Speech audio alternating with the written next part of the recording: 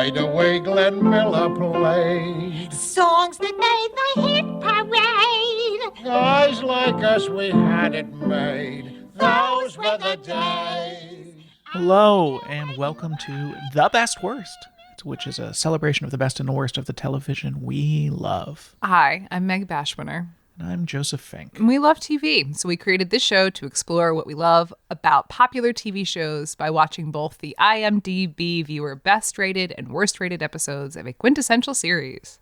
Because, a lot of these shows are ones that we've all heard about, but we've never actually encountered outside of their reputation, so it's worth taking a look at. TV that everyone else considers good. Do we consider it good? Do we consider it good? And if anyone watched it now, would they consider it good? But I feel like we are at a pivot point in the history of TV, looking for what comes next as streaming has completely cratered the industry. Yeah. So we're going to try to see what happens next, and maybe we can look back to see what's going to come forward.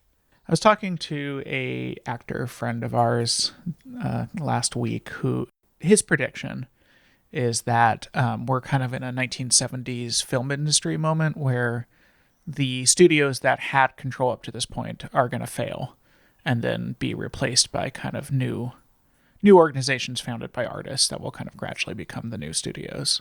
And this is today we are announcing the Best Worst Film Studio. The Best Worst Film Studio. Currently looking for funding. We're in the area where the studios used to be before they moved to Hollywood, so maybe it's time for the studios to move back. A studio in Eagle Rock is what I'm saying. There probably is one. Maybe. I mean, it's not working anymore. But well, welcome to a beautiful day here in Los Angeles. We have the doors open. We're doing a doors open podcast. You might hear some birds in the background, but it's just a really lovely day out. I'm sorry that it's so cold where you live. Yeah. I mean, hopefully it's not by the time you hear this, but maybe it is. Just know that it's lovely here, and we have both of the doors of my office open, so we're basically podcasting outdoors. And if you feel like you might be jealous of us, remember that our property taxes for our 2-bedroom house are $20,000 a year. Anyway. So the rules for this podcast, each show we cover must have at least 100 episodes or follow HBO rules where if it's on a network that never would get to 100, it must have at least 50.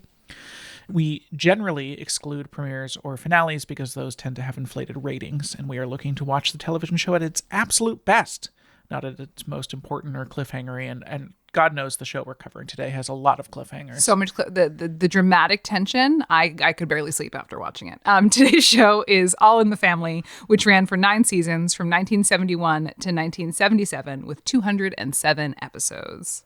Meg, tell me about your experience with the show, your expectations for the show. I know I probably have seen an episode of the show prior to this, but I have no memory of that. It's definitely, there's no way I got through my childhood with it not being on, at least in the background. However, I don't remember ever watching an episode of the show. I only know it from its position in the zeitgeist. Like if someone were to say, like, you're such an Archie Bunker, I would understand what that meant. And then I knew that Rob Reiner was on it when he was younger. And that was my only cultural touchstone for it until now.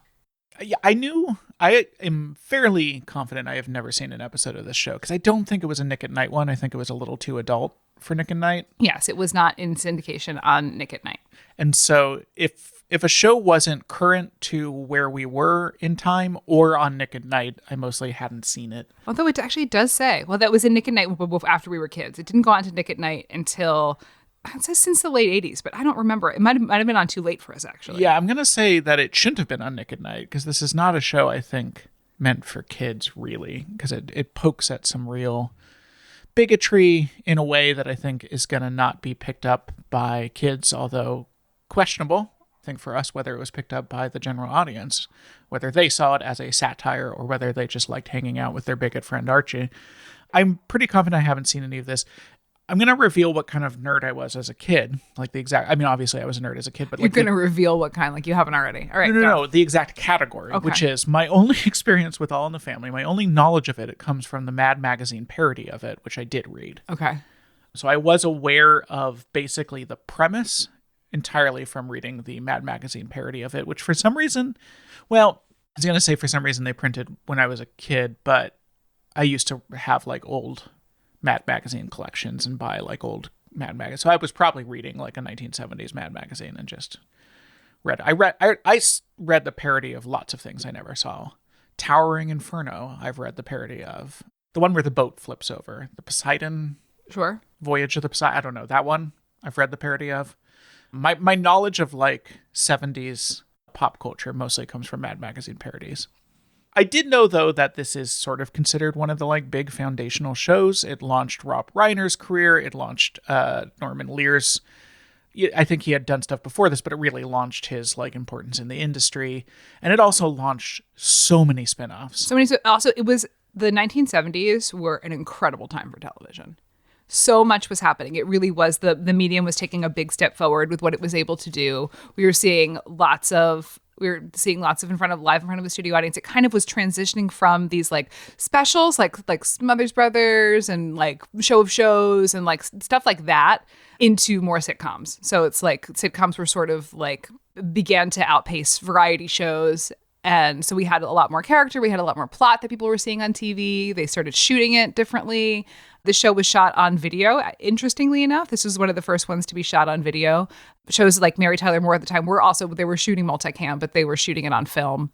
But Norman Lear had some ideas for how he wanted the show to look, and so he chose to shoot it on video. He wanted it to look like a bit nostalgic, and he sort of had the scene design and costume design very sepia-ish so that it did look like kind of vintagey. He originally wanted to shoot it in black and white, and CBS was like, fuck no. CBS, I get you. Because at that time, color was everywhere, and it's something people were tuning out to things that were black and white at that time because that was for their parents.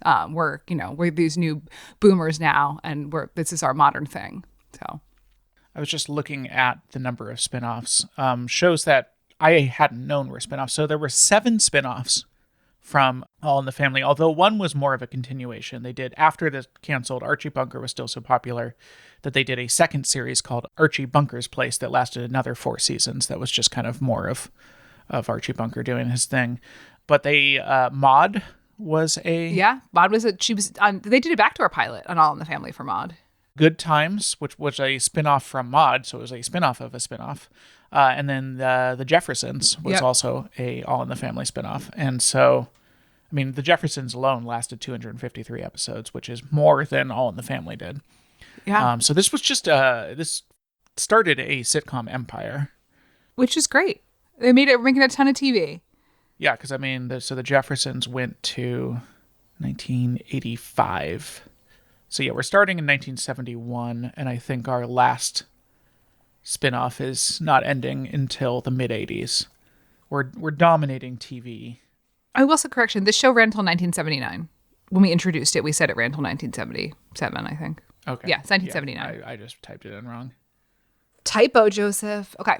So this was running. The last spinoff didn't come out until the mid 90s.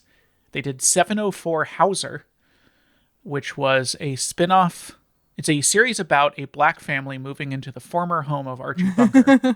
Came out in 1994. It lasted 6 episodes. Yeah. They might have lost the juice at that point. Yeah. Archie Bunker was what the Bravo called him the best TV character of all time. Why? Is it because people are racist? This is my thing. Like, maybe I am missing the memo here that like, oh, it's this great satire and everyone is on board with that. Or is it the fact that just like the show at its peak had 21 million viewers who were like making Archie Bunker for president bumper stickers? Like they didn't get it. Yeah, they were.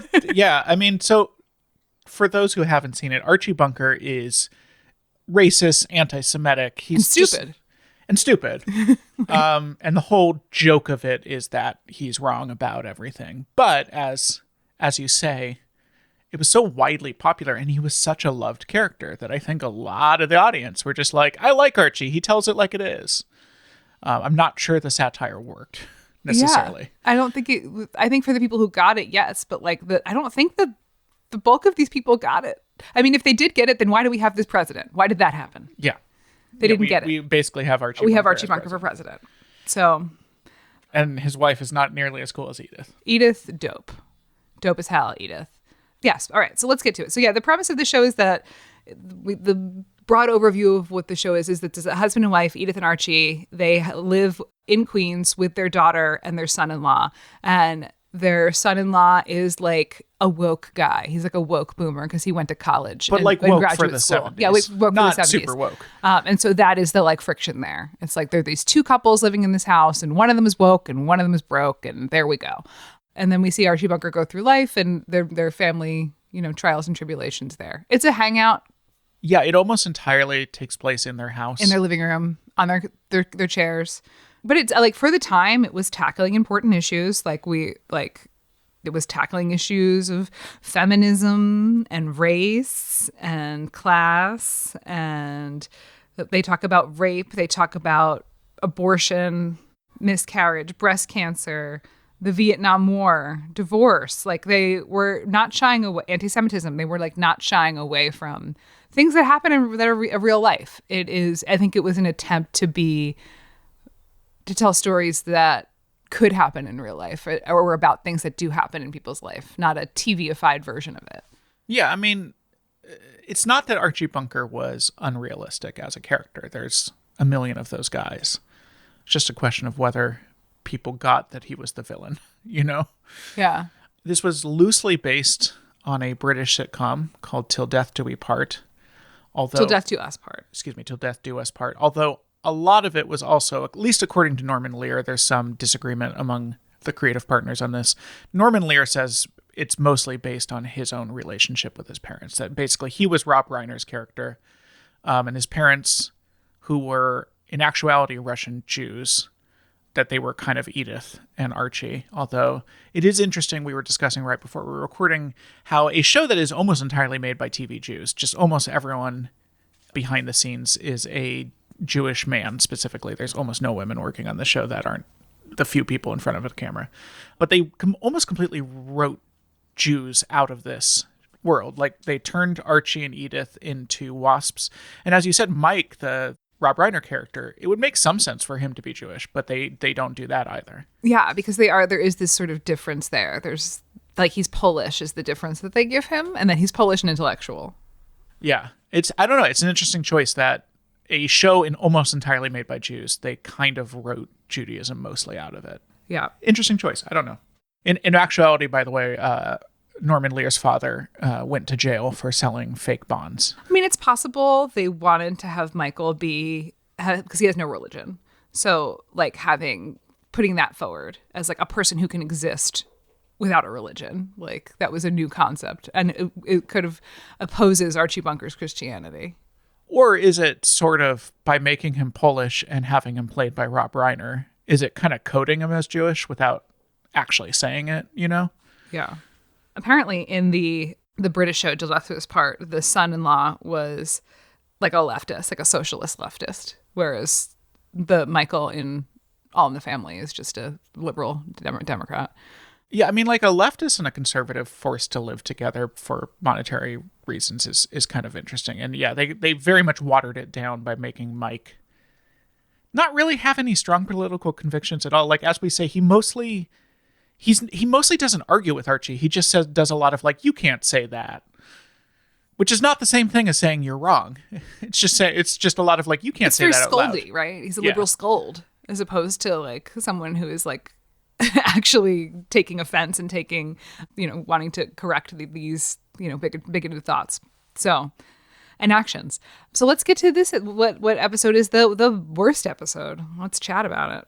An episode that has almost nothing to do with any of what we talked about. It's mostly about two people trying to have sex. It's season 8, episode 20, Stalemates. It's later in the second to last season. It's the end of the second to last season. It definitely has lost all of the juice at this point. So basically the plot of this episode is we start with Mike and Gloria. They're out to dinner with their friends who are celebrating an anniversary of them being together, but they're not married. And the couple is like all over each other. They're like have a lot of sexual chemistry. And Mike and Gloria are like, wait, do we not have sexual chemistry anymore? And is it because we're married? Like this is the whole premise of this episode is like, if you're married, can you still find your partner sexually attractive and have like, a good flourishing sex. Sexual relationship? Yeah.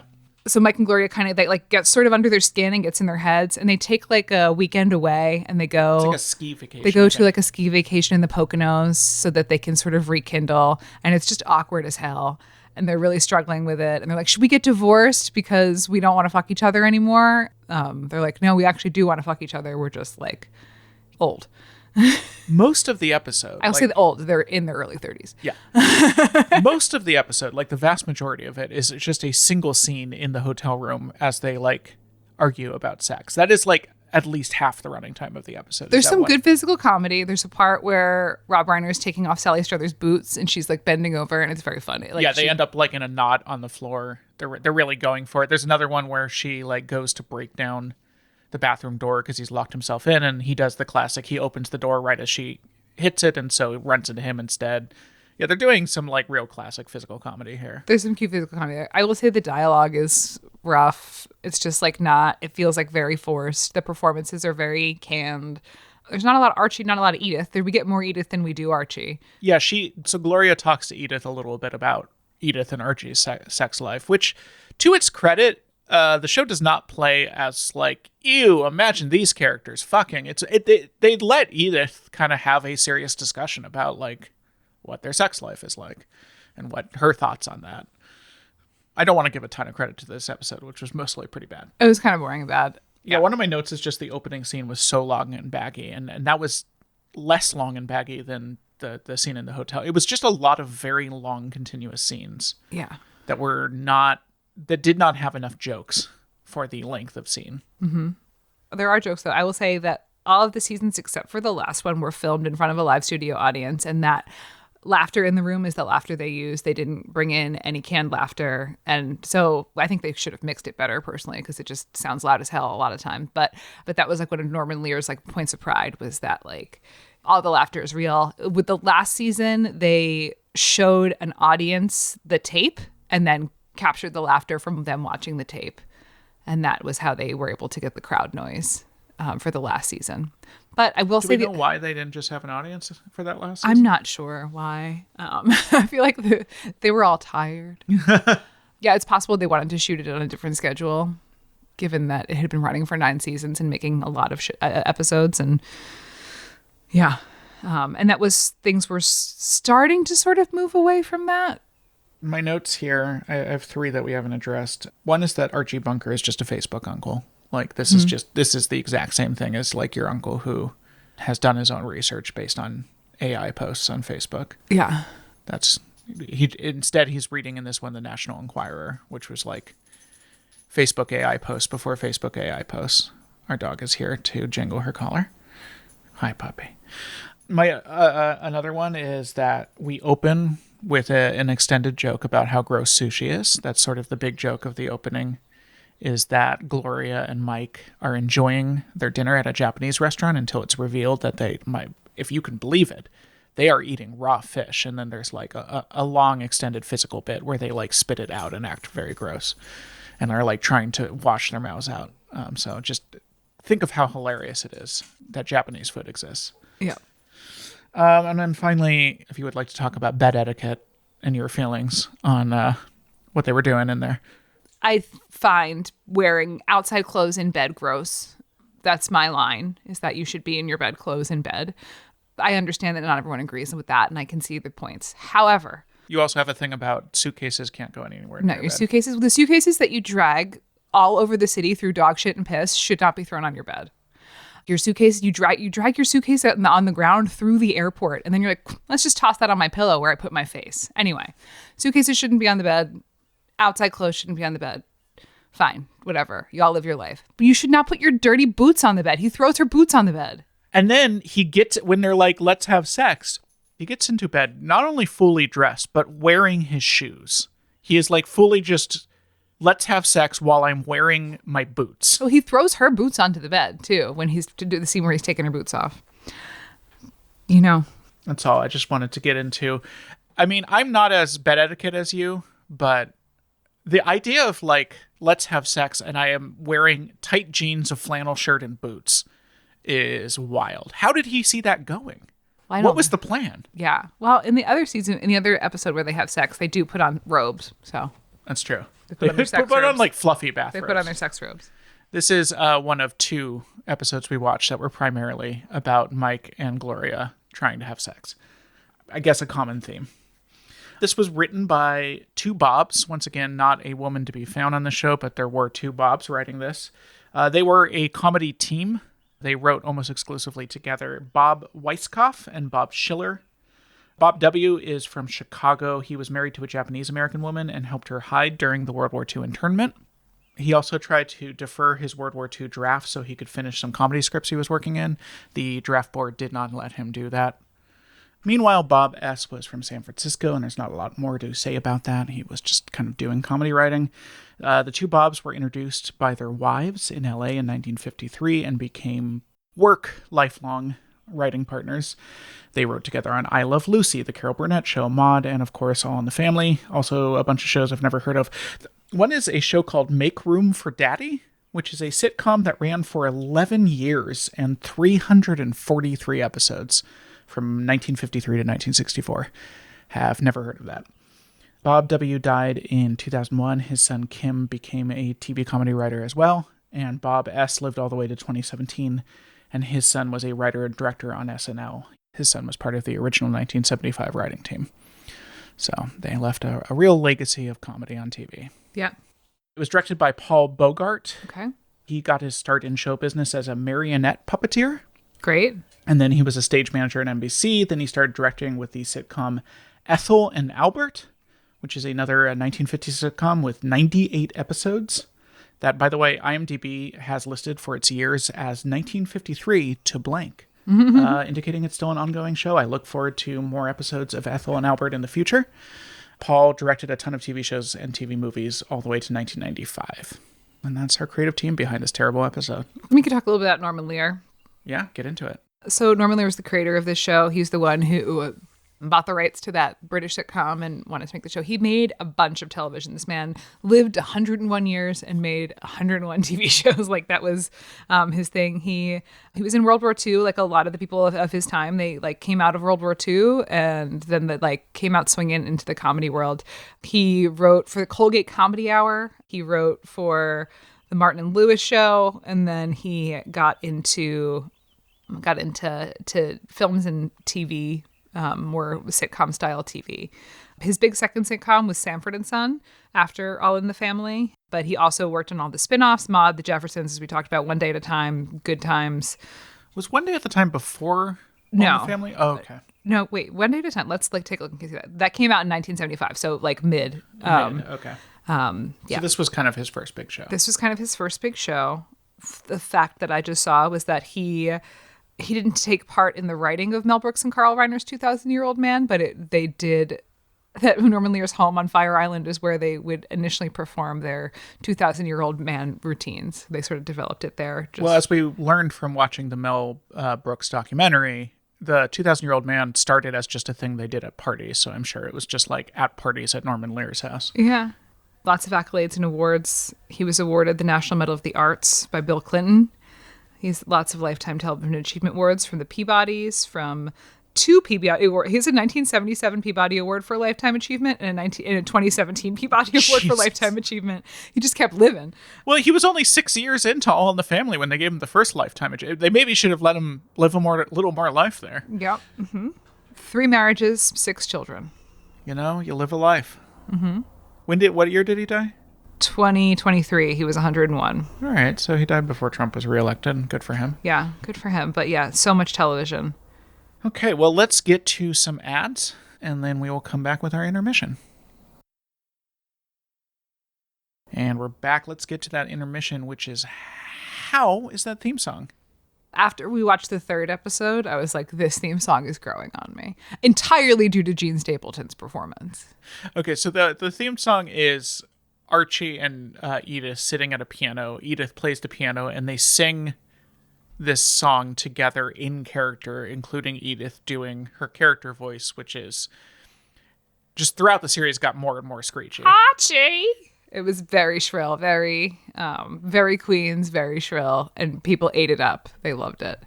They recorded this 6 times. They did 6 different versions, and she discovered that the more screechy and off-key she made it, the more the audience loved it, so she just gradually did it more and more.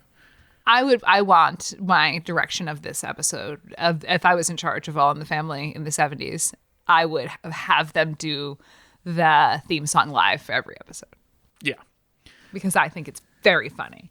It was hard the first time. The first time I was like, gosh, this is annoying. Why are we doing this? Especially because we came right into season 8, which means we were seeing Edith at her screechiest at that point. But then after seeing the character of Edith and Jean Stapleton's performances throughout the show, I became so endeared to her that I was like, just give me more. So that's where I came around on it. The song is called Those Were the Days. It's written by Lee Adams and Charles Strauss, who were Broadway composers. They wrote, among other things, Bye Bye Birdie. And then Charles Strauss was also the composer on Annie. Just kind of two Broadway Jews. Charles lived to be 96 and Lee lived to be 101. So that Broadway what was Jew in life. The water there at the Family? Yeah. The song is intentionally written to show this conservative false nostalgia. It's part of the satire, but again, I'm not sure the audience received it that way because it has, lines like, we didn't need no welfare state. I already talked about they did 6 versions in which Jean Stapleton just gradually went crazier and crazier with the voice. Part of the reason they had the actors do this is they just didn't have money to record a big opening theme, and so they just had them sit at a piano and do it. I am very much on board with actors from the show performing it live. Yeah. Listen, I think I would give this theme song a 4. It was unpleasant to sit through, but I do, on a character and creative level, understand what they were going for, and it's interesting. I like what they're doing. I'm going to give it a 6. And then I didn't notice this until I read about it while reading about the theme song, but other than the theme song, there is, and the closing credits music, there is no music in the show, which is, I think, part of the reasons that those scenes felt so long and baggy, is you just have these, endless scenes in which there is no music happening. Those were the days. Those were the days. I also like that as they filmed it, they got gradually more affectionate. So the first time they filmed it, Edith just kind of looks at Archie, and Archie looks kind of wistfully off in the distance. By the 8th season, when we first saw it, afterwards they put their head on each other's shoulders. And then for the last season, when they filmed it, she turns at the after playing the final note, she just turns and puts him in a big hug. So they were kind of playing. Her mother was an opera singer. Yeah, I'm not doubting. I have no idea what that actress actually sounds like. No, she could actually sing because she was in Broadway musical. She was also in her film. Her first film was Damn Yankees in 1958. Yeah, I would be really curious to hear what Edith actually sounds like singing or talking. As I was saying to you this morning, if it was a modern show, she would be British because just like everyone on American TV is secretly British or Australian. Yeah. On the show, she'd be like, Archie, what do you tell? And then, in real life, she'd be like, actually, as a child in Wales, I quite enjoyed the theatre. Okay. So that's the song. Let's get to the best episode. The best episode of All in the Family. And also, I think they're top rated, in terms of viewers. This was their highest rated episode. It had the longest sustained audience laughter in history. The laugh was so long that they cut it in syndication. They cut Archie's last line because there wasn't enough time because the audience was laughing too long. They did some other editing of that moment that we'll talk about. It's season 2, episode 21, Sammy's Visit. So the entire premise of this is Sammy Davis Jr., the real Sammy Davis Jr. from the Rat Pack, comedian and singer, through just kind of a tortured series of events. Mainly they made Archie a taxi driver for this one episode. He occasionally would drive the taxi for... Yeah, but this was the first episode where it happened because they needed an excuse for Sam. So the entire excuse is that Sammy has left his briefcase in Archie's taxi, and because Sammy Davis Jr. is on his way to JFK, Archie lives in Queens, so he's on the way. So Sammy's just going to stop by the house and pick up the briefcase. And then basically the entire episode is just Sammy hanging out in the living room, interacting with mostly Archie and then the other characters. And it's a lot of Archie being racist without sometimes even realizing he's being racist, and Sammy, who... I don't know how much of his lines were ad-lib, but the IMDb at least claims that they kind of let Sammy Davis Jr. just ad-lib most of his lines because they wanted it to feel like him. And if so, he's a very funny guy because his jokes land. They're clever jokes. So if he was improving those on the spot in response to the scripted lines, that was some impressive comedy that happening there. Yeah. I watched this episode sort of with my fingernails sort of dug into my thigh. Just because I'm like, oh no, he's so racist. Like, why are we doing this to Sammy Davis Jr.? Why are we making Sammy Davis Jr. do this? In reality, so how this came to be is Carol O'Connor, who plays Archie, was very close friends with Sammy Davis Jr. And I think Sammy Davis Jr. requested to be on it. He was like, I want to come on the show. And so they wrote it in. So it's nice at least to know that the real life actor who was playing Archie was not like Archie. Yes. Yeah, totally. So this episode was nominated for Outstanding Program of the Year in the 1972 Emmys. It did not win. However, we'll talk about this when we get to the director, but John Rich won for directing this episode. He won the Emmy in 1972 for directing for a comedy. So, which is funny because one of my notes is this is not shot well. Like the way it's shot is just these disconnected close-ups where it's honestly kind of hard to tell how people relate to each other in the living room. Like it's hard to get because it's just like these weird close-ups all from different angles. And there's a lot of people. As far as like a All in the Family episode goes, there's a lot of people coming in and out of that door. There's people coming in the back door. There's people coming in the front door. There's Gloria and Mike sitting on the couch with not much to do. I think they have like a handful of lines throughout the program. There's a girl comes in and tap dances. Like there's a lot of moving parts here. I'm not, I don't have director brain. So I really only notice when, for instance, with American Horror Story, it's like noticeably visually arresting. Or in this case where it just looks bad. It's just like visually a mess. And it, partly, obviously, it looks bad because they were filming on early video. And so the film quality isn't great. But just the way it is shot, to me, looked pretty terrible. Yeah. But that's cinematography. That's not going to be your director and editor. Anyway. So yeah, we want to talk more because this is the best episode. We can talk more about the awards that the show received in 1971 when this show came out. Norman Lear won for Outstanding Comedy Series, Outstanding New Series, and Jean Stapleton won the Emmy for Outstanding Lead Actress in a Comedy. This was in its first year. They mopped up the Emmys kind of every year. Norman Lear won a bunch. Carol Connor won. Jean Stapleton won. Sally Struthers won. Eventually, Rob Reiner wins. The writers are nominated a lot. The directors are nominated a lot. It did well critically at the Primetime Emmys, as well as they did well on the Golden Globes as well, and then other awards that they don't really do so much anymore, or that no one pays attention to. Some notes I have. I mean, it's just so much of this episode, as you said, is just Archie saying incredibly racist stuff, but with kind of like winking at the camera of like, but it's bad. And it works a little better here because we have Sammy Davis Jr. to kind of do punchlines back at Archie. He does some very pointed jokes back at Archie. But still, it's just, yeah. A lot of the show is just watching Archie be racist, but, it's funny. I struggled a bit with it.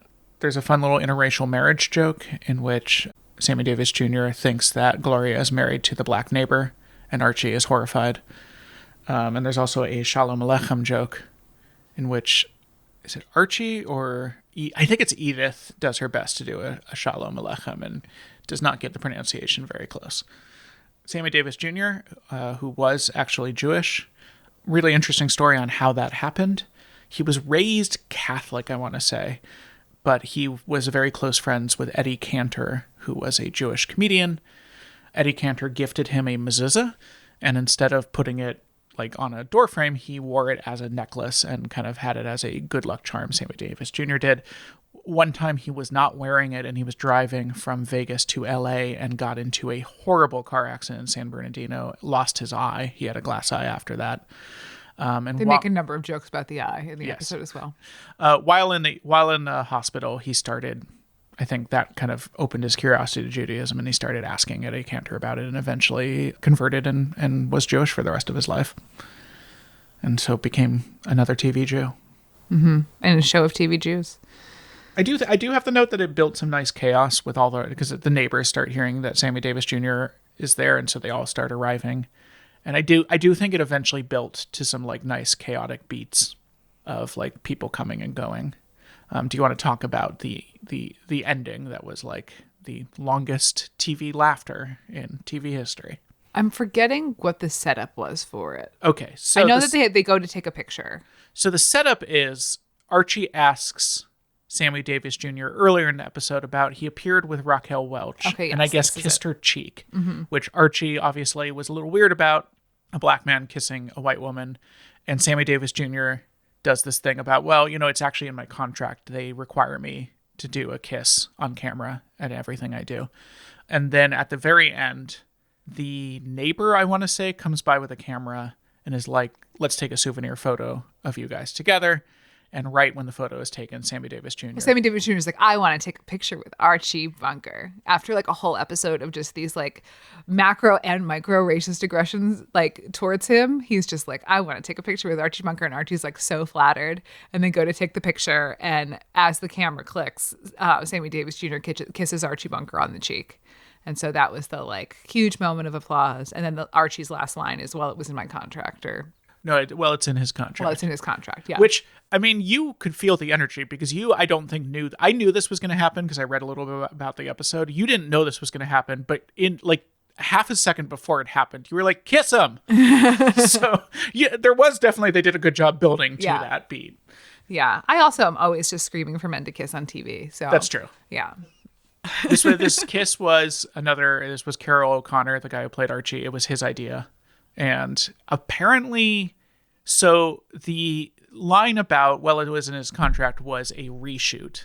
Mm-hmm. So they had to edit that in because apparently after the very long laughter break, Carol O'Connor ad-libbed a joke. They did not say online what the joke was, but it was like a fourth wall breaking joke as Carol O'Connor rather than as Archie. Mm-hmm. And they decided that they didn't want the show to have fourth wall breaking. And so they like reshot it with a different joke. All right. Well, it's 1972. 20 million people watched it. At that point, it was on Saturday from 8 to 8:30 p.m. on CBS. And it was one of the 3 television shows that have been number 1 in the Nielsen ratings for 5 consecutive seasons. This was the first one to do it. The second one was, of course, The Cosby Show. And then the third one was American Idol. This was written and directed, once again, I don't think there's a writer-director here who is not Jewish. Some more classic TV Jews. We have written by Bill Dana. He was a comedian, actor, writer, had his own show for 42 episodes in the 60s called The Bill Dana Show, which featured him playing, according to IMDb, quote, a nasally sounding Latin American bellhop in New York. I'm sure that was done with tremendous cultural sensitivity, that show. His last job was writing for Matlock in the 80s. Classic career arc for a TV Jew. And as you said, it was directed by John Rich, who got his start directing on the 1950s show Big Town, which was a drama about a big city newspaper that had 250 episodes. Another one of these. Are we going to have to do Big Town? I mean, I am kind of curious about some of these shows that had like 200, 300 episodes and that I've never heard of. So maybe someday we should do Make Room for Daddy or Big Town and just see what these shows are like. Then he regularly directed for literally the next 50 years. He had a 50-year career of just constant TV direction. His last credit is in 1999, 2 episodes of a failed American remake of Fawlty Tower. Just talking about Fawlty Towers, everyone's like, my God, the best thing ever to be made. And it was 12 episodes. Yeah. It's wild that, I think it is considered the best British comedy of all time. And it is 12 episodes, which is what like the worst failed spinoff in America used to get. Like, if you only lasted 12 episodes, that meant that it was a train wreck from the start. Mm-hmm. So having seen the worst and the best of All in the Family, how do you feel about it? I like it. Listen, if it's 1972 and there's nothing else on television, I'm into it. I think I can appreciate it for what it is of its time. Watching it now, I'm enchanted by Jean Stapleton and her performance. Like, that is a role of a lifetime. I would absolutely love to do that. And I think she finds that like she's just hilarious and excellent. So that for me, that's my big takeaway is how taken I was with the character of Edith and how she is portrayed. I guess that's my big takeaway is that there's some cool stuff there. Yeah. How about you? I'd say I didn't like it at all. I got what it was doing. I understood what Norman Lear and all these TV Jews were going for is like, let's send up these racist prejudice wasps. But as we talked about, I don't think that's how it was received. I don't think it was that popular because everyone was like, what clever satire of racism. I think it was that popular because people really enjoyed watching Archie Bunker be racist on TV. And that to me is not ideal. Yeah, I think, I don't know, with the trick, the Carol O'Connor is incredibly charismatic. and funny. Yeah, he's a very funny performer. And so he's our hero. And as much as Rob, like this is, we're doing this show because we wanted to talk about Rob Reiner and we wanted to commemorate him. While he is good in the show, he isn't like, he's very much like, does not hold court the way that Archie does. And so Archie's opinions get to really take center stage. Whereas Rob Reiner's character, he really is just a liberal scold. Yeah, I guess that's the thing is if for this satire to work, they need to play Archie as the villain, and they play Rob Reiner's character as the villain. They play him as the annoying one, and Archie Bunker as the like common sense hero. Yeah. So they are playing more towards the racism than they are toward the satire, in my opinion. Yeah, and then again, of course they don't give Sally Struthers shit to do. Yeah, Sally Struthers. So much so that she tried to get out of her contract because they're like, "You're not giving me shit to do." They did eventually. They like came to an agreement where they gave her more stuff to her character and she agreed to stay. They even gave her a spinoff. So there's a spinoff called Gloria that only lasted one season, in which she divorces Mike and moves to a like Hudson Valley small town to be a veterinarian assistant, which kind of sounds like an interesting premise. Mm-hmm. Yeah, I don't know about this one.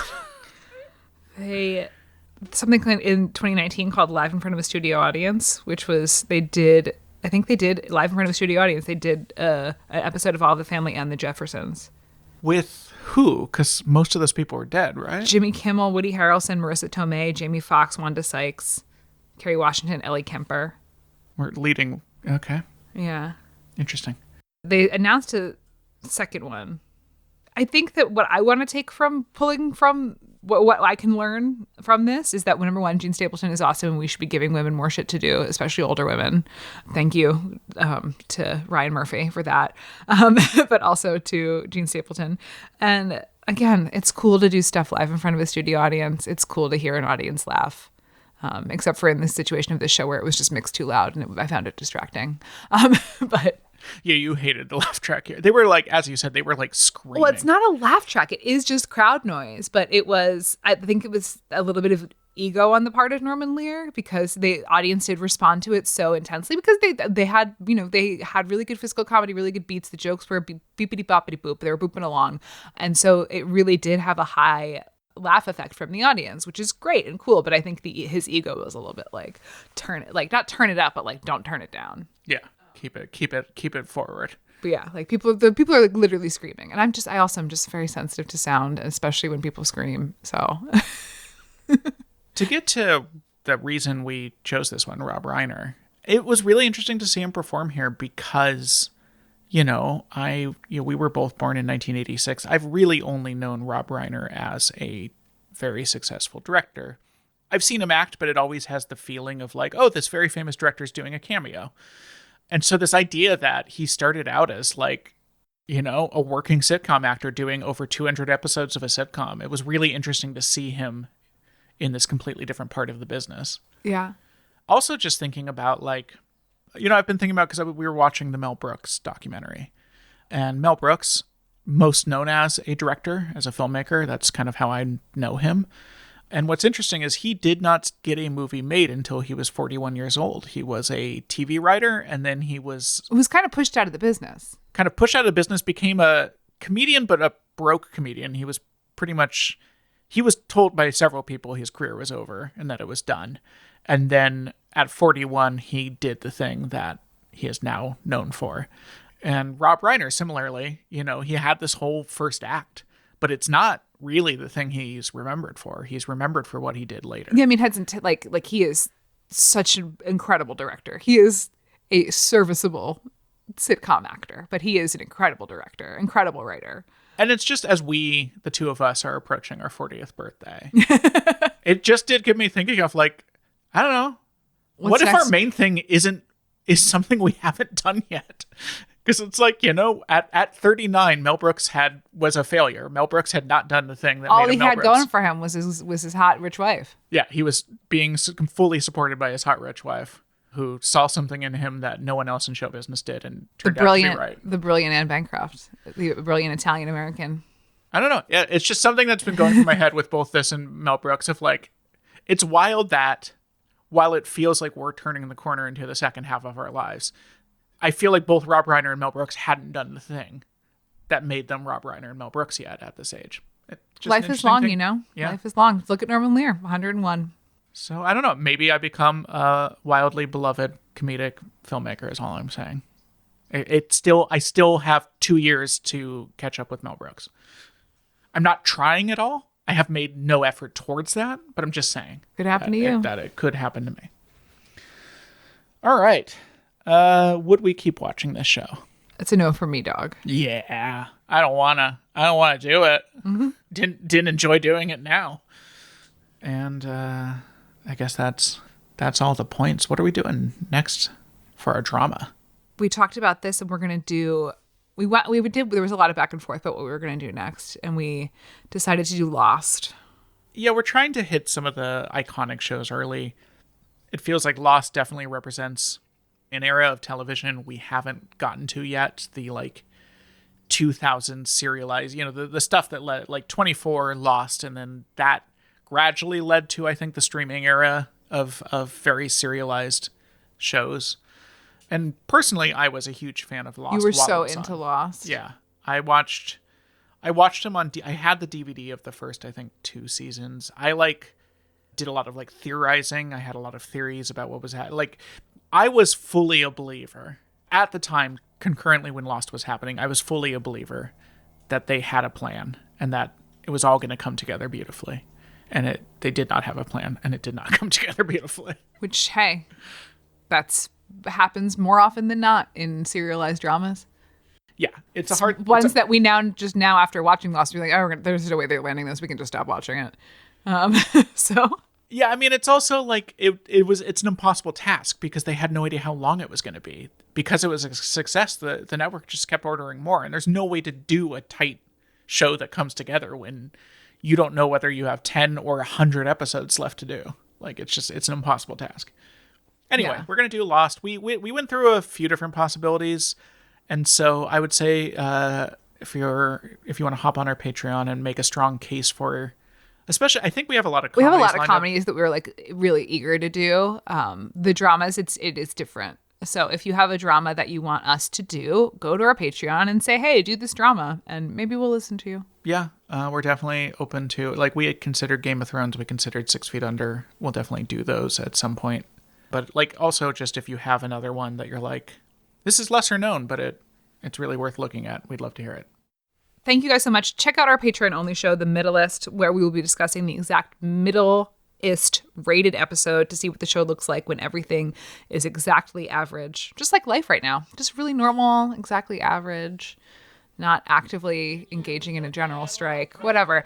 That episode is season 4, episode 11, Black is the Color of My True Love's Wig. Everybody pulled his We weight. are racist, but it's funny. Those were the days. Those were the days.